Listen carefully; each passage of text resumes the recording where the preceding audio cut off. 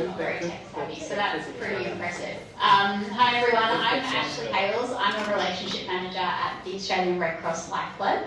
So my job is to go out into community spaces, workplaces, footy clubs, whoever will have me really, and educate around the importance of blood donation, what a blood donor looks like, and how to get involved.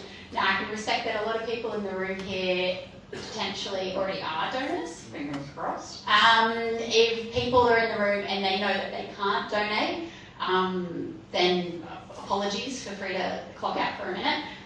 But for those people in the room that think they can't but might be interested in doing it, or maybe it's on that bucket list of, well, one day, or no, I can't do it, you know, for X, Y, Z reasons, then watch this space, it's very exciting. And I've got some really cool facts. So if you're trivia buffs, you're going to love it.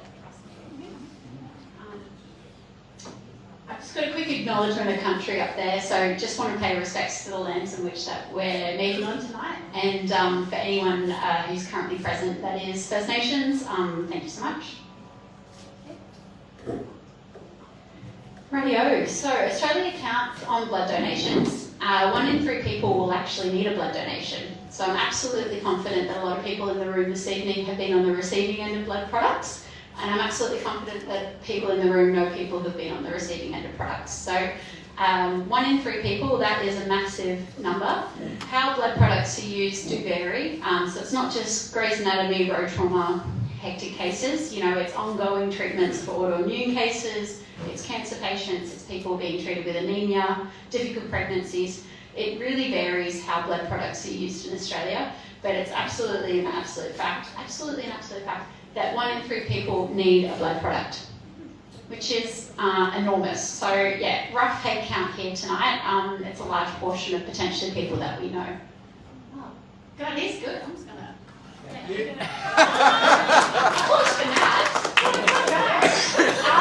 So it translates into about 1.6 million donations are needed annually. So that's just in Australia, that's just Australia's number. So the Australian Red Cross Lifeblood is responsible for 100% of Australia's blood supply. So yeah, we really rely on the network of about 500,000 donors to give, and give generously, and to give regularly as well. Next slide, please. Thanks so much. Which equates to about 33,000 donations a week. So yeah, to quantify that, whether that's the week between Christmas and New Year's, an average working week, or you know, an upcoming long weekend, or on one of these trips that Alberto's going on when he takes leave, for example. 33,000 donations are needed every single week in Australia to hit demand. So it's a huge number. So for those in the room that do give, thank you so much. For those in the room that have given, please consider getting back into it. We need you, and we need you as our population continues to grow. Which, yeah, keep going. So it's about 18 seconds. I've been rolling on now for about 5 minutes because, you know, try and stop me. So the blood donation is needed every 18 seconds. Why do I tell you all these facts? Because you guys are watching the odometer. You know, you're a numbers kind of gang. I've seen your little trucks on your badges and stuff. So lots and lots and lots of numbers for you. So as our population continues to rise and as our population continues to diversify as well, so too does our donor panel need to. So it's about 1.6 population rises every single year, which means this year we're out to kind of find about 100,000 new donors to kind of help with what is quickly becoming a very aging donor panel. Naturally, you know, people are raised on a certain culture of giving, and maybe they've learnt it through family networks, or maybe it was a community thing or a workplace thing and all these sorts of stuff. But COVID really kind of interrupted our programs quite successfully, so good job COVID, in that we weren't allowed to go into schools, and so effectively what we're nervous about is going to be a very risky kind of block of people that should be eligible to donate but aren't currently eligible to donate. That aren't currently donating. So yeah, again, it's a hard ask. I have to try and find 100,000 new donors, so if anyone knows where to find them, let me know. Yeah, keep going, Nath. Thank you. So with 1 in 3 people needing a blood donation, it can be really startling to learn that about only 1 in 30 people do donate. So if 3% of us is keeping 33% of us alive. It really puts a lot of pressure on our existing donor network. And so the donors in the room will know that we call you a lot. We say, hey, guess what? Guess what day it is? It's the day to the minute that you're eligible again. So do you mind? Get your ass back into Mount Waverley Donor Planner. But that's only because, we know that you give and we know that you understand the importance of giving, and more than that, you know the process and you know where to go and all these things. And so we really do rely on those people to give and give regularly, but it's quite unsustainable. So, and especially when you consider that red cells only last for 42 days outside of the body, so it's not on tap in our hospitals. That's why potentially in the news, I know that in Channel 7 now, as a part of their weather updates on Tuesdays, they also have our blood supply updates. We're trying to get a bit more presence in our day-to-day kind of language so that we can understand that, just because we donated all in January for our New Year's resolution, in fact, this January we had our highest ever collection month ever on record, which is amazing. So naturally, at the end of February and the beginning of March, we went into an appeal because we had to use it all because the donor has a shelf life of 42 days. So it's this consistent blood supply chain, like a food chain in Woolies. When something's out, we need to keep replacing it. And it's a huge production line. And it's massive. And it's not just blood, it's also plasma, which I'll talk about in a bit later. We'll just keep going. I think I overdid it with the animations. I regret that, but don't they look pretty? It's all very nice. All right, we'll keep going. Thank you. So how can we safeguard the future? How can we do it to make sure that we're all going to be okay, and that even when we need it or our loved ones need it, how can we make sure that there's going to be blood on the shelves for us? Well, we can get in there and we can donate. So we started a brand new campaign. It's called Is the Reason. Insert here, effectively. The motivator behind people donating can be quite personal, it can be quite funny. If you're a uni student, it's usually about the free milkshakes. But we encourage people who have donated in the past to jump on our website and log their reason, and if they're comfortable, also pop up a photo. I went up there and I popped my reason. My best friend's mum needed a lot of blood products while she was still with us. And so I popped a photo up there that says, my best friend's mum is my reason. And I put up my postcode as well, which you can do. You can also log the postcode if you wish. And I was notified that the post that I put up in the postcode actually went into a bit of local area marketing in my hometown, which is really quite beautiful. So my best friend was driving to work one day and on one of the sides of the buses, this is in Port Macquarie in New South Wales, so it's a very exciting place. And on the side of the bus was a photo of my best friend's mum right there saying, Is the Reason. And it's just a beautiful sentiment that we can really do to localise and personalise what is a very personal thing for people. Everyone has a reason. It could be good grub, your liquid gold, or more golden years. For someone you know, for parents you don't, or because 1 in 3 of us will need blood in our lifetime.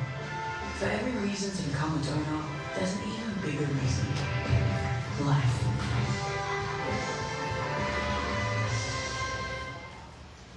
Very nice, isn't it? So that's our new campaign, and we realised that there's a lot of saturation in the media about what to do in the stats and the figures, and everyone wants a piece of everyone's pie and things like that. But I think that something as simple as a black and white photo is sometimes more than enough to remind us of what's important. So now I'm going to talk a bit about eligibility, because I know a lot of people in the room assume they can't, and I'm about to blow your minds. So this person here is, who is this person, Nas? Click the button, please. It's nice. They take medication. Yeah, it's nice to know. They take medication, which is absolutely fine. In the past, someone who presented to the donor centre and declared that they took blood pressure medication or something to treat their ongoing cholesterol levels or whatever, they were turned away. They said, oh, no, you've got a bum heart, we don't want you. Well, guess what? We're so sorry, we'd love you back. It's 2025, isn't it? Technology is amazing.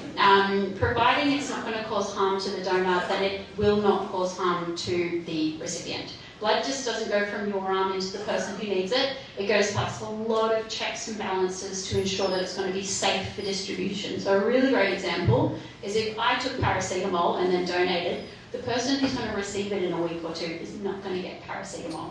going to get filtered out, it's going to do all these things. That's a really basic example, but effectively, if you take medication, 92% of medications available in Australia you can donate on.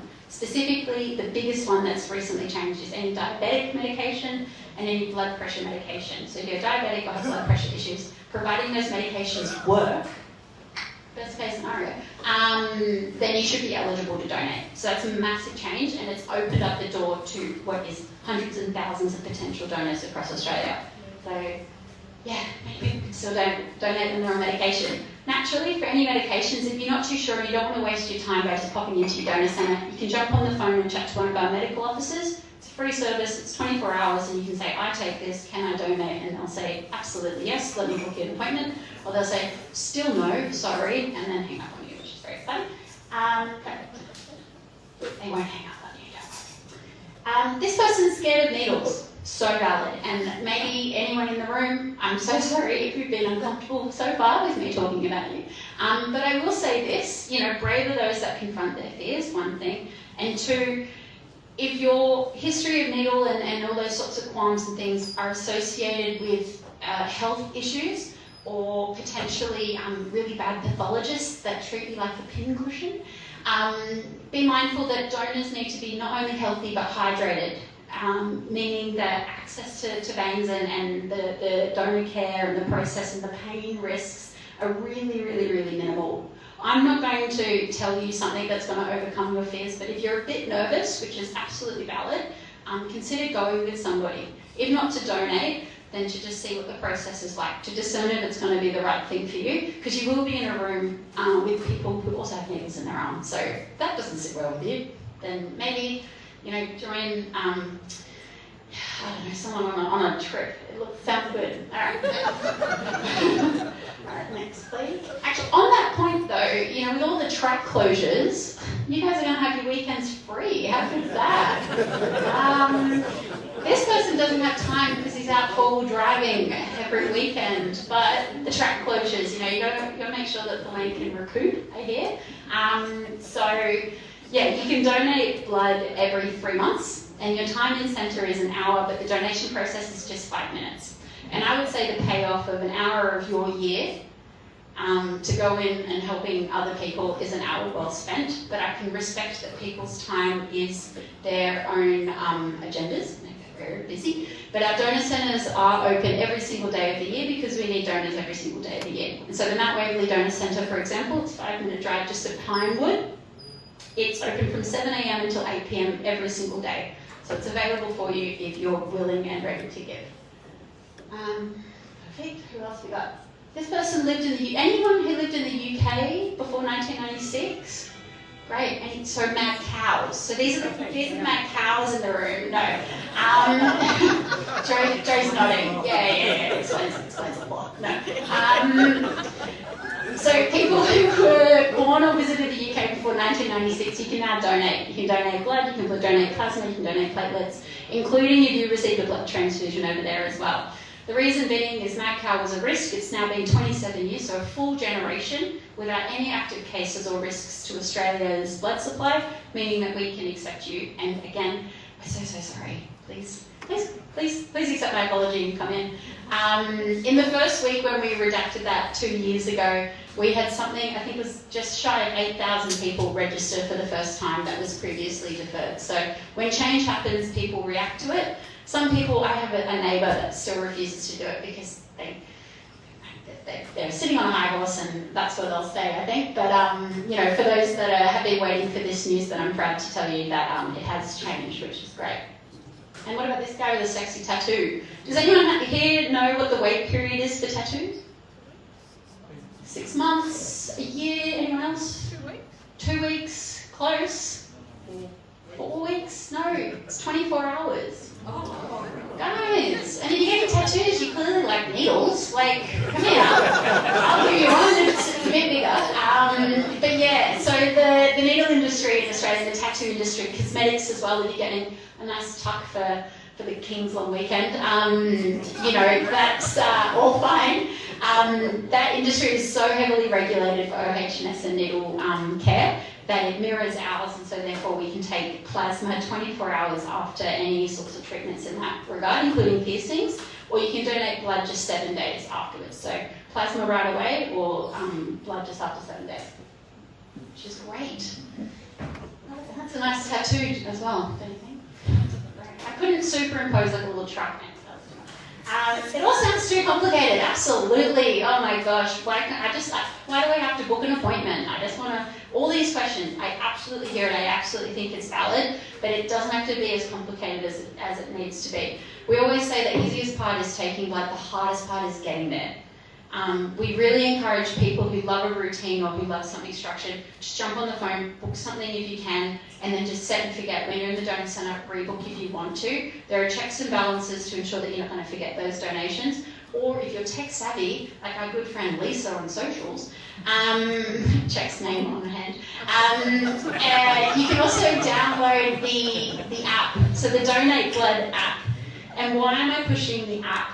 Well, the app is fantastic because it also has a list of all your health statistics. So being a blood donor isn't just about helping people, you can also help yourself. So if you're not one to see your GP or your medical practitioner until you're feeling a bit ill, by being a regular donor, we can actually keep an eye and monitor things in the background, and you can actually visually see how things are tracking. So your blood pressure levels, your hemoglobin levels, your ferritin levels, and more than that, we will actually notify you if we pick up any discrepancies or anomalies, which is amazing.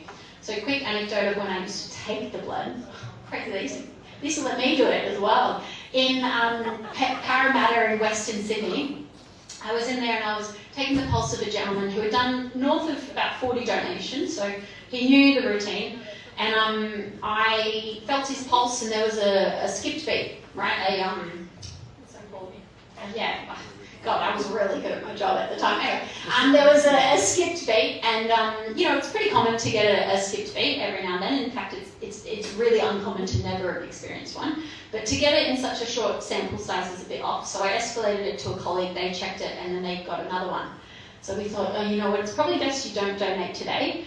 You've never had a history of anything like this before. We've just found 2 skipped beats in the period of about 5 minutes. We're going to say no, we're going to send you to your GP, get them to sign this letter, and if they clear it, then we'll see you again another day. Now, the Parramatta Donor Centre is located on the first floor, and on the ground floor was a GP clinic. So we popped into there, and short of form, he was in the onset stages of having a stroke, which is pretty crazy. Now, obviously, there's a lot of moving variables there. He's fine. He's now a volunteer, and he makes milkshakes for us. It's great. He's not donating anymore, for reasons that are pretty clear. But, had he been an hour later, had he donated the day before, lots of different things. But by presenting frequently, we got to pick up something that was otherwise abnormal and in very real time saved this gentleman's life, which was pretty amazing. But there's all sorts of things that we test for as part of every single donation, not just your blood type, but also your hepatitis levels, your malaria levels, and also some stem cells levels as well. So in many, many cases, we picked up things before anyone's had any symptoms, leading to the longevity of that person's life, which is just incredible. So one donation can save up to 3 lives, which is pretty powerful. So let's say me talking has convinced all these 6 people to donate. It translates into, wait for it, go Nat, very exciting. Whoa, 18 lives saved, great. No, it's, I said at the beginning, numbers, can go over your head, but if 1 hour of your time can go into saving 3 lives at people around Australia, then that's an hour well spent, in my opinion. So there are lots of other factors for eligibility, and I encourage anyone who's curious, I can stick around in the little break and answer any particular questions, or give you the number to call to get that kind of real-time support over the phone. But spoiler, very few things stop you. If 3% of Australia's population, so 1 in 30, are donating, well, we estimate that about 58% of Australia's population is eligible. And that's factoring things like people who are over the age of 18, you've got to be over 18, of course, and people that live more than a 2-hour distance from a donor centre. So an example is all of the population of Broken Hill we deem ineligible because they've got to drive 4 hours to their local centre in Mildura. So, more of us are eligible than we think. Next, please. Stats. So, 4-wheel drive Victoria, we have a lifeblood team. So I've featured quite a bit in Track Watch over the past 2 years. Shout out to Joe for always making room for me. Shouting out the great work that the lifeblood team is doing. So I can very evidently see just in visiting for just this evening that there's such a fantastic community of people here that support one another. That's exactly what the lifeblood team does. So whether you're a new donor or an existing donor, or just want to be a supporter, you can join the Lifeblood team and watch and monitor those donations and see the impact that you guys are making on the community in real time. So it launched in 2016 and there's 57 active members across Victoria, which is pretty incredible. And those 57 members, they contributed 254 donations last year, which is amazing. And that translates into just shy of 800 lives saved, which is pretty incredible. This is how we're tracking this year. So in February, you had a little burst, which is very exciting. What we're hoping for, and what we'll get to in a minute, is come June is National Blood Donor Week in the second week of June, and so the amazing Dan Ho, who invited us here tonight, here's an apology, he has arranged a group booking at the Mount Waverley Donor Centre on a Wednesday evening. So if people are curious to get in and get involved, you can come and donate together. I can book you that appointment this evening in that booking if you'd like, or touch base with Dan Ho for it. But what we'd love to see is the Pajero Club's numbers grow and welcome those existing donors that otherwise didn't know about the team to join it, or encourage newbies who maybe were born in the UK who thought they couldn't, or maybe have diabetes who would like to donate to join along. So you can click the next one. So this is your specific club numbers. So Pajero Club, pat yourself on the back, you're actually the biggest contributor for donations in all the networks of all the clubs around Victoria. And that's all thanks to 15 of you somewhere who are giving quite regularly, which is incredible. So yeah, you're the top performing division, which is something really to be proud about, and maybe something Lisa to post about on your socials. Very exciting. Facebook event for it on the 11th of June. Oh, look, she's already done it. Wow, what a bloody legend. Register with us. Yeah, exactly. Yeah, well, Lisa's got the guts. What about I don't know, do anything. So yeah, your division's amazing, your club's amazing, and so if you're interested in kind of boosting that and showing up, I did a presentation at a rival club, whose name I will not disclose, and their numbers were not nearly as good as yours, so well done. All right, next one. So yeah, this is the donation evening that I was referring to. So the date might not work for people, which is absolutely fine. If there are other dates and you'd like to go in clumps and things, again, touch base with Dan, because Dan Ho is an absolute whiz on the computer and he can kind of make a group booking for you guys and make sure it's all easy and you don't have to do any admin, which is lovely. Or if there's, if you're out and about, if you're driving around, if you're going out to Shep to do a track or something and it rains and you're like, oh gosh, now what am I going to do with my time? Well, just pop into the donor centre, visit them there. You don't have to donate locally for it to count to your team. Look, I'm overselling it maybe, but look, if you give plasma, if you give blood, if you're going near work or home or out and about, if you're going by yourself, if you bring in a friend, or if you're going with a big group and you find 100,000 new donors, it all counts, which is great. Alrighty. So this is what to expect. I'll just whiz through this. On the day of the donation, it's not get in, needle, get out. It's we've got to check that you're going to be eligible. So before you even arrive, you need to prepare. So water beforehand ensures you're going to feel okay during and after your donation. You book an appointment, and then the day before your appointment, you get a text message that says, still good? So you can always change, make and manage your appointments. It reminds you to hydrate, tells you where to go, tells you to eat, tells you to bring your ID. So many people arrive after driving without their license. Then on the day of the donation, you go into the donor centre, you get given a medical questionnaire, 40 questions, yes or no, nothing you need to study for, but we just got to ascertain it's going to be safe for you. Then you go and chat to a nurse about it, where they check your blood pressure and all those sorts of vitals to make sure it's going to be safe for you again, flagging any tests that we might need to take to make sure it's going to be safe for the person on the other end of things, of course. A common question I get asked is, I have low iron, can I donate? The short end of the stick is no, mainly because if your body is struggling to manufacture iron itself, then there's really no point giving all that iron that you worked so hard to build up away. So generous of you, but you're going to feel pretty trash afterwards. But in that interview, we check your hemoglobin with a finger prick, which is a really good indicator of your iron. So if you're not too sure, we always double check things before we get going. Don't worry about that. Then the donation's 10 minutes for blood or 45 minutes for plasma. 45 minutes? 45 minutes? You know, to sit on a comfy chair with a book in front of a TV, saving lives, sounds pretty good. No, plasma donations, they are lengthier, I can respect that. And if you're not too sure what plasma is, there's lots of information on the website, but the basics of it is that plasma is what we need the most from all blood types at the moment. So if you're not too sure of your blood type, or if you've got the capacity to give and give what we need, consider doing plasma and ask the questions when you're at the donor centre what that entails. Because the process is a lot safer, there's a lot more health benefits to donating plasma regularly, including improving cardiovascular health over time, which is ideal when it comes to blood things. And as I said, it's what we need the most at the moment. So to quantify it, 72% of all plasma products either go to cancer patients or autoimmune patients, so people that we know. Afterwards, we get you to rest on the couch, chill out for a hot minute, and then we give you lots of snacks. So good! Yay! Free food! So good! Bring your tucker box, you know, load up. Don't go to Woolies, just come to us. You know, we'll take care of your trip. Yeah, with cheese and biggies, pie pies, milkshakes, whatever you want. There's some healthy stuff there too if you're really looking for it. But it's a way to reward you, but it's also a means to replenish those blood stores. We want to make sure you feel okay so you can get out on the road again nice and safely.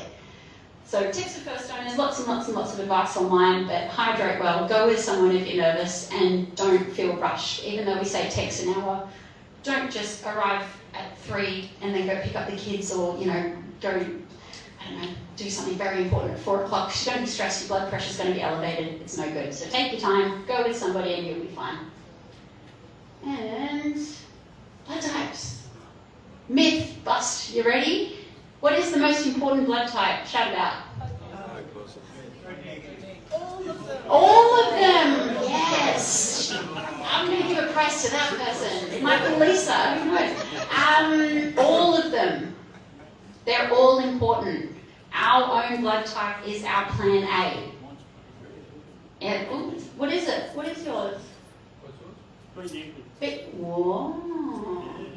It's not his personality though, obviously. We all heard him talk, very nice guy. All of them.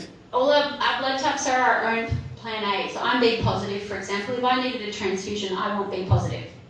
O negative is plan B. Something people don't know about O negative is O negative people can only take their own blood. So O negatives don't have a plan B, it's only them. And so if everybody is relying or considering and thinking, oh, O's what you need, you don't need me, all these things, then that's when we have blood supply issues, because we're all concentrating and relying on the same people, again, to give and give and give. But people just aren't aware that O negative is very useful. It is universal. If in a pinch, every Westpac and child flight helicopter and major trauma incidents, they always go to the scene with a bag of O-neg on them, because there's no time to blood type test, right? But if we're taking those important O-negs away from the O-negs, it can be really detrimental to the bigger process. So yeah, if you're not too sure what your blood type is, or if you think, oh, I'm common, boring, don't need it, well, no, you're popular. You know, you're so, reframe that thinking, you know. If you are an A positive, for example, you're 32% of the population. Statistically, 32% of the people in hospital are needing you. So if you think that you shouldn't, or you think you're not needed, or all these things, think again. And if you're not too sure of where the current blood supply levels sit, we've got a live inventory level tracker on our website, so you can just log on and see what's happening throughout the day. But do know that your blood doesn't stay in the place that it is given. So even though you give them out Waverley, it's not just going to go straight to Monash. My most recent donation actually went to Darwin, which is pretty cool, because I've never been to Darwin. But now I kind of have, so I'll just tick it off the list, you know, it's very exciting. Now it goes wherever it needs to. There was a little fact on the slide earlier, an average donation travels about 372 kilometres before it gets used, right? So I also caretake the I always say it wrong, Mildura? All together now, 1, 2, 3. Fantastic. I take care of that region, and I know it so well. And so the process for collection for them is The donor centre is open Tuesday to Thursday. Collections get made, it gets packaged, it then gets on a taxi, goes to the train station then goes to Swan Hill where the temperature gets checked, then gets on another train and gets taken to Southern Cross Station where it's met by a courier, then taken to our processing centre in Docklands where it's then tested, fractionated, separated, manufactured into all its different components. We then get an alert that maybe a hospital back in thank you so much, needs it, great, it gets back on a plane and gets right back out there.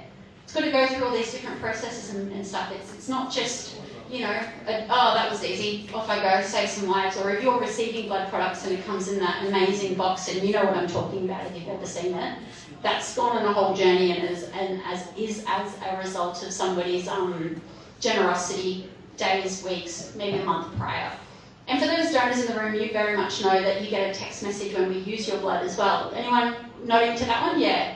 So when we use your blood in Australia, we let the donor know. We send them a text message, which is why I know that my blood went to Darwin, not because I'm fudging the numbers in the background. It's, we let the donors know where it goes because we know that feeling a part of something and feeling valued and supported and needed is such a crucial step in making sure that people come back.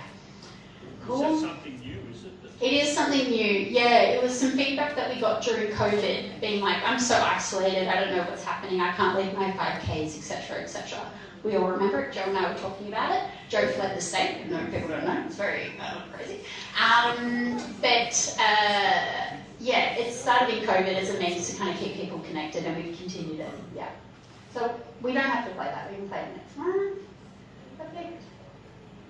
This is just a breakdown of how red cells get used. I've essentially talked about it, but something that always startles people is how small the road trauma number is, 2% of blood products. So if seeing a car accident on the news, or maybe the highway patrol are putting out an appeal for blood products for us, which is generous, they do that most Christmases, if that is your motivator and your reminder, I should probably go give blood, people on the roads, they need it, they're only accounting for 2% of Australia's population that have needed blood products. It's 34% for cancer and blood diseases, and then it filters right down there. So it's not just the people that you're seeing in the news or on Great Anatomy, it's people all around us. Next. Plasma. I do believe I'm running out of time effectively, but for plasma, again, it's liquid gold.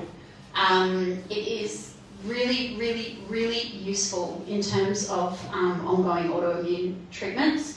The process is very simple, it's very gentle on the body. It is longer, but I say it's a longer donation but a quicker recovery. It's a 45-minute donation, but it's an instant recovery, which means that you can do it every 2 weeks, which is why I'm in TrackWatch a few issues ago. There was a piece on Dave Roberts, if people are aware of who that gentleman is. He is a part of Four Wheel Drive Victoria, and in August he's going to meet his 800th donation, which is insane. So when you see all those Four Wheel Drive Victoria numbers, a lot of those are thanks to Dave, he does plasma every 2 weeks, and last year he actually fudged the numbers and ended up squeezing in an extra donation because he really wanted to be the only person in Australia to give 27 donations in a year, which took, pardon me? Oh, good. Lisa's just taking photos for the socials, all good. Perfect, we can go to the next one.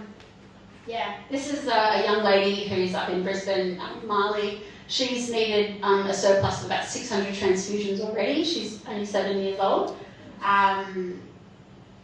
Probably a more well-known person who's needed plasma. Does anyone know who Michael Klim is? Michael Klim? Yeah, perfect. You may have seen our ads from last year. So Michael Klim has an autoimmune disease. In order to treat his autoimmune disease and manage it ongoing and forever, he needs 28 donors worth of plasma every 6 weeks to stay alive at the moment. So I just talked about Dave Roberts and how he was the only person in Australia to do 27 donations in a year. A whole year of his donations still isn't enough to keep Michael Klim alive. It's big. We need a lot of donors. Please do it. All right, next. I broke it. Excellent. There's some testimonies, all good. Keep going. Perfect. We're everywhere. And the Mount Waverley one's just around the corner. So just to reiterate, we've got a lifeblood team. If you're an existing donor or a new donor, you can join that when you next donate. Just let the staff in the donor centre know. We also have that group booking happening in June for National Blood Donor Week. If you're interested in joining that, asking any questions, or just want something to take to your next function or stick on a poster on the local library or wherever, I've got all sorts of resources here. If you can't donate but you're willing to support us, then sharing the information or even one little fact that every blood type is important is more than enough. So thank you for your time. Thanks.